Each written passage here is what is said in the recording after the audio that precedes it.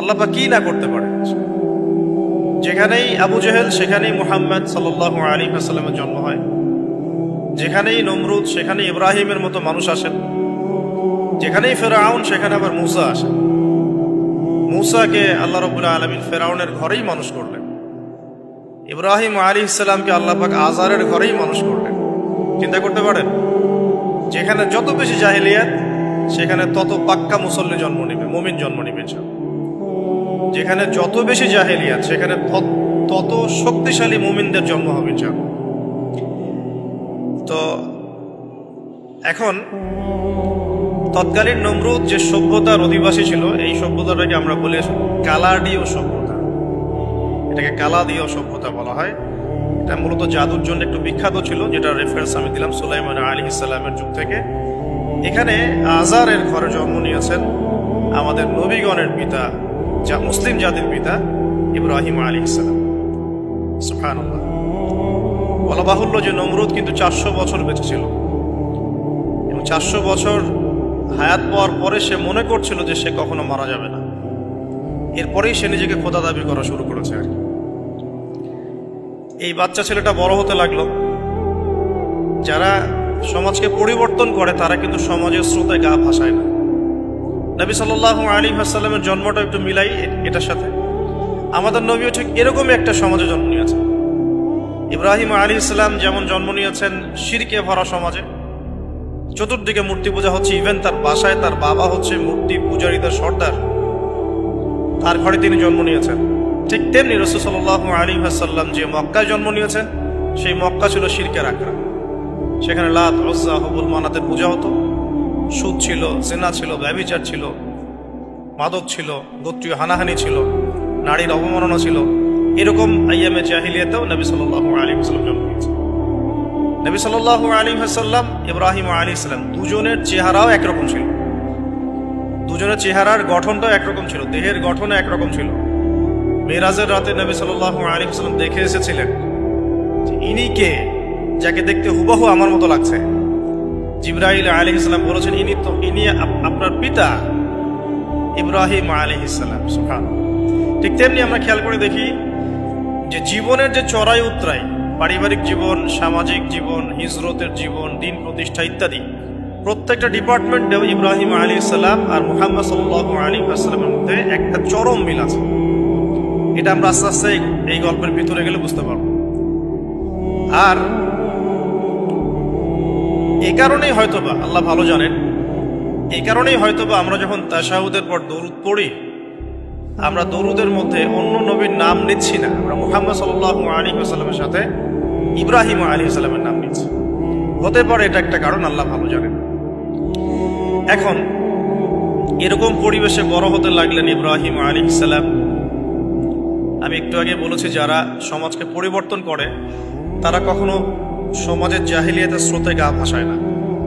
মুহাম্মদ সাল্লাল্লাহু আলাইহি ওয়াসাল্লাম সমাজ পরিবর্তন করেছেন আইয়ামে জাহিলিয়াতকে মাত্র 23 বছরের ব্যবধানে, কিন্তু তিনি কিন্তু জাহিলিয়াতের সাথে গা ভাসান নাই।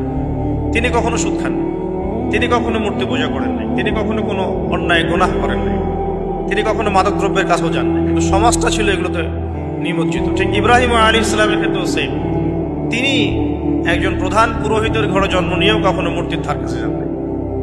বরং একটু যখন বড় হচ্ছেন, একটু বড় বলতে ম্যাচিউরড, আমাদের টিকটক প্রজন্মের মতো না, এরা 20-30 বছর হয়ে গেল ম্যাচিউরড হয় না, বুদ্ধি প্রতিবন্ধী, বিকলাঙ্গ। ইভেন ইদানিং আমাদের মেয়েরা ছেলে হচ্ছে, আমাদের নারীরা এখন পুরুষত্ব দেখাচ্ছে, আর আমরা পুরুষেরা ফেসবুকে একটা স্ট্যাটাস দিয়ে ক্ষান্ত হয়ে থাকি। এটুকু আমাদের দায়িত্ব উম্মার প্রতি। আর এখানে আমরা দক্ষতা অর্জন করেছি অনেক। আমরা সবাই কিবোর্ড মুজাহিদ, আমরা এটা মনে করি। এটাই যুদ্ধ, এটাই জিহাদ। আর নারীরা মাঠে যুদ্ধ করছে এখন সম্ভ্রমের জন্য, অধিকারের জন্য ইত্যাদি।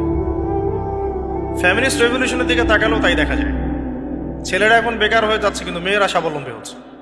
তারা দিনদার নয়, এই মেয়েগুলো দিনদার নয়, কিন্তু জীবনে প্রতিষ্ঠিত হওয়ার জন্য লড়ছে, চ্যালেঞ্জ গ্রহণ করেছে।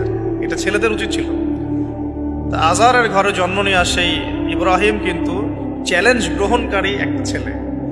সে এখন তার পিতাকে বলছে কি বলছেন? আমরা একটু কোরআনের ভাষা শুনি। আল্লাহ রাব্বুল আলামিন বলছেন সূরা মারিয়ামের মধ্যে এসেছে ঘটনাটা 41 থেকে 45 নম্বর আয়াতে। আল্লাহ পাক বলছেন ওয়াজকুর ফিল কিতাবি ইব্রাহিম বা'দা আউযু বিল্লাহি মিনাশ শাইতানির রাজীম। হে নবী মুহাম্মদ সাল্লাল্লাহু আলাইহি ওয়াসাল্লাম, আপনি এই কিতাবে ইব্রাহিমের ঘটনা বর্ণনা করুন। ইয ক্বালা লিআবিহি, যখন ইব্রাহিম তার বাবাকে বললেন, তার বাবা মানে আযারকে বললেন, ইয়া আবাতি, হে আমার বাবা, লিমা তা'বুদু, তুমি কেন ইবাদত করো এমন সত্তার, মা লা ইয়াসমাউ, যে শুনতে পারে না, ওয়ালা ইউবসিরু, দেখতেও পারে না, ওয়ালা ইউগনি আনকা শাইআ, তোমার কোনো উপকার করতে পারে না।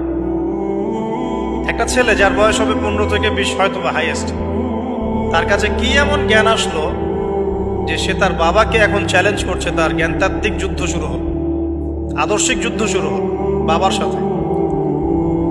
হে আমার বাবা, আপনি কেন এমন সত্তার ইবাদত করছেন যে শুনতেও পারে না? অসারতা দেখিয়ে দেওয়া হচ্ছে চোখে আঙ্গুল দিয়ে, দেখতেও পারে না, আপনার তো কোনো উপকারও করতে পারে না, কোনো ক্ষতিও করতে পারে না। ওয়ালাম ইউগনি আনকা শাইআ, ইয়া আবাতি, হে আমার বাবা, ইয়া আবাতি ইন্নী আখাফু আন ইয়ামাসসাকা আযাবুম মিনার রাহমানি ফাতাকুনা লিশ-শাইতানি ওয়ালিয়্যা, হে আমার বাবা, আমি ভয় পাচ্ছি যে আপনার উপরে না আবার আল্লাহ পাকের গজব নেমে আসে এবং আপনি শয়তানের ওলি না হয়ে যান। ওলি মানে কি?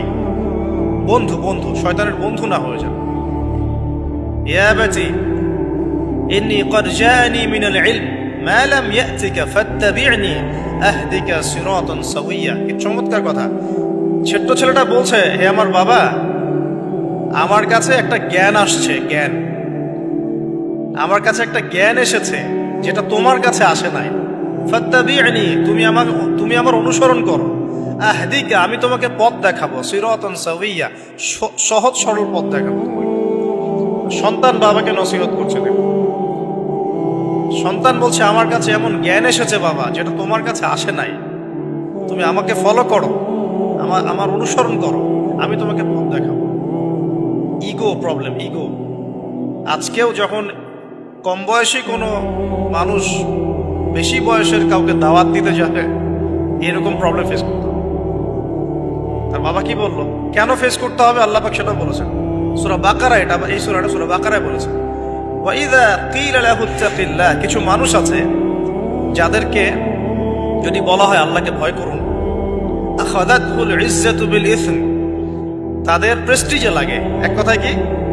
প্রেস্টিজে লাগে, প্রেস্টিজ নষ্ট হয়। আখাযাতহুল ইজ্জাতু বিল ইসম ফাহাসবুহু জাহান্নাম, আল্লাহ বলেন ওর জন্য জাহান্নামই যথেষ্ট। ওয়াসাআত মাসীরা, কত নিকৃষ্ট সেই আশ্রয়স্থল। এখনকার সমাজে এই প্রবলেমটা আপনারা ফেস করবেন।